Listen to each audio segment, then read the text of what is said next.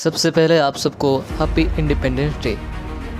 तो दोस्तों, जैसा कि आप सब जानते हैं, इसरो यानी कि इंडियन स्पेस रिसर्च ऑर्गेनाइजेशन ने 14 जुलाई 2023 को चंद्रयान 3 को लॉन्च किया था। ये भारत का तीसरा मून मिशन था। सबसे पहले 2008 में भारत ने चंद्रयान 1 भेजा था। उसके बाद 2019 में चंद्रयान 2 भेजा था। उसके बाद 2023 में चंद्रयान 3 को भेजा है। पहला मिशन सक्सेसफुल रहा, लेकिन दूसरा मिशन आखिर के कुछ लम्हों में हमारे हाथ से निकल गया था। दूसरे मिशन के फेल होने के बावजूद इसरो ने उम्मीद नहीं हारी। उन्होंने चंद्रयान 3 को बनाया, फिर उसे लॉन्च कर दिया। आज चंद्रयान 3 चांद के बिल्कुल करीब पहुंच चुका है। अगले एक हफ्ते के अंदर चंद्रयान 3 को चांद पर लैंड कर दिया जाएगा, लेकिन रूस के लूना 25 के वजह से इस टाइम ड्यूरेशन को कम किया जा सकता है। आज हम चंद्रयान 3 के सारे अपडेट्स के बारे में बात करेंगे, इसीलिए वीडियो में आखिर तक बने रहिए।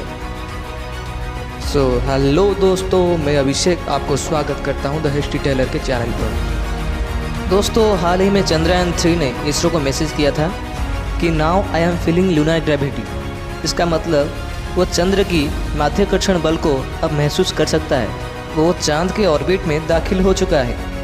मैं आपको ये भी बता दूं कि भारत पहली बार चांद पर लैंड करने जा रहा है, क्योंकि भारत ने पहले कभी भी चांद पर लैंड नहीं करवाया है। दोस्तों, आपको लग रहा होगा कि भारत को क्यों इतना समय लग रहा है चांद पर जाने के लिए, जबकि चाइना, अमेरिका, रशिया जैसे देश 4 से 5 दिनों में चांद पर लैंड कर चुके थे। इसका बेहतरीन कारण मैं आपको आज बताऊंगा। तो दोस्तों, इसरो अपने कम बजट और परफेक्ट काम के लिए पूरी दुनिया में मशहूर है।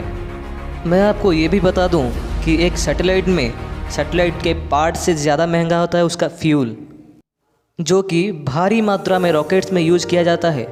अमेरिका, चाइना, रशिया जैसे देशों के पास ज़्यादा बजट होने की वजह से वो ज़्यादा फ्यूल को यूज़ करते हैं और डायरेक्टली ग्रेविटी के ऑपोजिट जाकर अपने यान को चांद पर लैंड कर सकते हैं।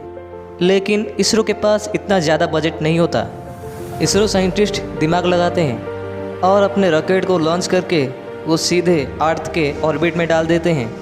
ऑर्बिट में रॉकेट 5 से 6 बार घूमता है और काफ़ी सारी काइनेटिक एनर्जी गेन करता है। उसके बाद उसकी इंजन्स फिर चालू कर दिए जाते हैं।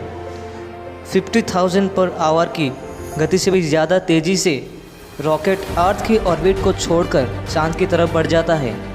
मैं आपको ये भी बता दूं कि चांद की दूरी पृथ्वी से लगभग 3,87,000 किलोमीटर है।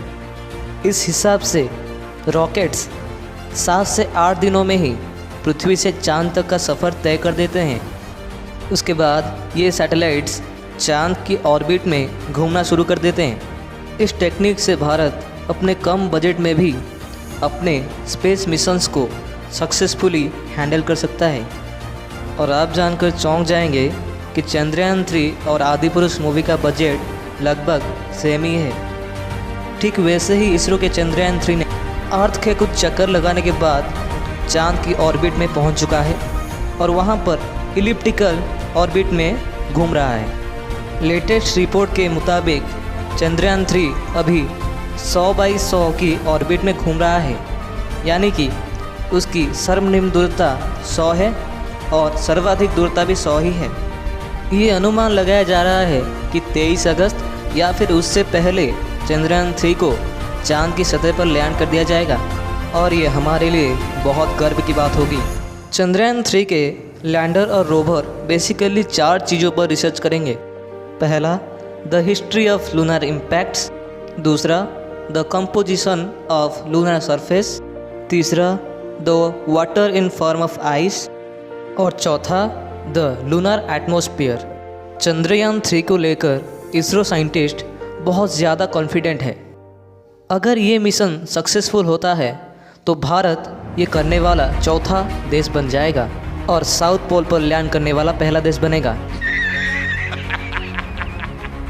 चंद्रयान 3 ने कुछ दिनों पहले चंद्रमा की लाजवाब तस्वीरें भेजी थी, जो कि आज तक की किसी भी स्पेसक्राफ्ट से लिए गए इमेजेस में सबसे बेहतरीन था।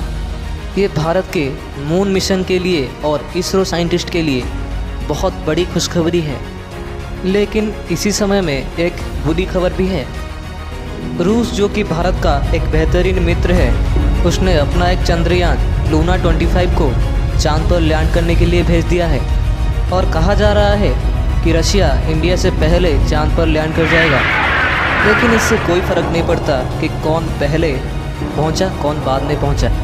हमें हमारे लैंडर को सेफली लैंड करना है, यही हमारा पहला काम है। और ये पूरे भारत और पूरे विश्व के लिए अच्छा भी है। इसरो वाले यही नहीं थकते, उसके बाद वो आदित्य L1 को स्पेस में भेजेंगे, जो कि सूरज के चारों ओर घूमेगा और सूरज के बारे में सब कुछ पता करेगा। उसके बाद गगनयान को छोड़ने का भी प्लान बनाया जा चुका है, जिसमें पहली बार इंडियन साइंटिस्ट स्पेस में जाएंगे। तो दोस्तों, ये वीडियो अगर आपको अच्छी लगी है तो ज़रूर लाइक, शेयर एंड सब्सक्राइब और कमेंट करना मत भूलना। अगर आप इंडियन हिस्ट्री के बारे में जानना चाहते हैं तो मेरे चैनल को ज़रूर सब्सक्राइब कीजिए।